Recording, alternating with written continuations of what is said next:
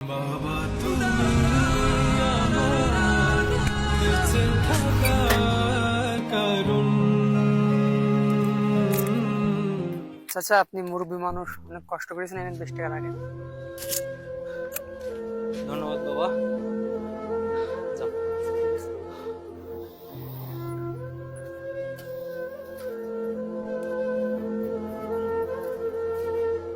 চাচা, আপনি মুখলেসের বাপ না? তুমি মুখলেসে চেনো বাপ? মুখলেস আমার বন্ধু, আমি কামালের সাবাল। তুমি কামালের সওয়াল? হ্যাঁ তোমার আব্বু ভালো আছে? হ্যাঁ। তা মুখলেসের অবস্থা কি? মুখলেসের অবস্থা খুব ভালো, সে তো এখন অনেক বড় চাকরি করে বাপ, জানো? না। তুমি যে মুখলেস মুখলেস করতে চাও না, হ্যাঁ। আমার ছেলে যদি এটা শোনে তো খুব রাগ করবে কিন্তু, জানো? না।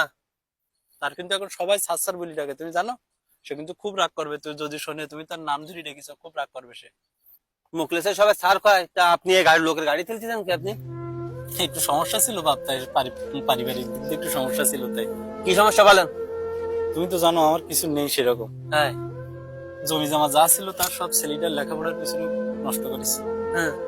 ছেলেটা শহরে পাঠাইছি। আমার ছেলে অনেক বড় হয়েছে কিন্তু আমার দেখার সময় নেই তার, জানো?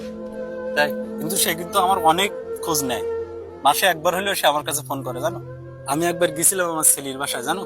সে বিশাল রাস্তার সাথে থাকে, তার ঘরে সাজ সজ্জার কোনো অভাব নেই, টিভি ফ্রিজ এসি কোনো কিছু তার ঘরে অভাব নেই। শুধু আমার থাকার সমস্যা সেখানে বাপ, জানো? তারপর? আমি যেদিন প্রথম আমার ছেলের এখানে গেছি, যাওয়ার সাথে সাথে আমার ছেলে আমার কাছে কি শুনতেছে জানো? কি? আমার ছেলে আমার কাছে শুনতেছে, আব্বা তুমি কবে বাড়ি যাবো? আমি আমার ছেলে বলছিলাম আমি 2 দিন পরে যাবো বাবা বাড়ি। একদিন পরে আমার ছেলে কি বলে জানো? কে? 10,000 টাকা আমার হাতে দিয়ে বলে, আব্বা তুমি বাড়ি যাও, তুমি এখানে কোন জায়গায় থাকবা, 4 দেয়ালের ভিতরে তুমি দম ফুটি মরি যাবো, তার চাইতে তুমি বাড়ি যাও, বাড়ি গিয়ে তুমি বসে থাকবা না, বাড়ি গিয়ে তোমার টাকা দিচ্ছে এই 10,000, আর তোমার যে জমানো টাকা আছে তাই দিয়ে তুমি একটা ভ্যান কিনবা, তারপর? তুমি বসে থাকলে অসুস্থই করবা। খুব চিন্তা করে আমার ছেলে আমার নেই। তারপর?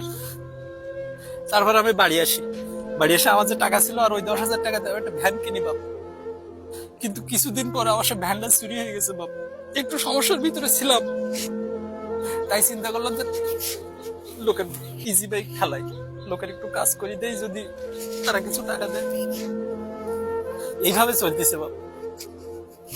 তা এখন দুপুরে গেছে চাচা, আপনার শরীর খারাপ মনে হচ্ছে, চলেন বাড়ি চলেন, আপনি চলেন। তো তুমি অনেক কথা তোমার সাথে বলি ফেললাম, তুমি কিছু মনে করি না? না, আপনি চলেন।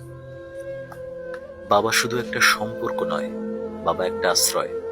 বাবার ভালোবাসা মায়ের মতো প্রকাশ্য নয়, কিন্তু তার গভীরতা অনেক বেশি। সেই ভালোবাসা লুকিয়ে থাকে প্রত্যেকটি পরিশ্রমের ঘামে, প্রত্যেকটি চিন্তিত চোখের কোণে।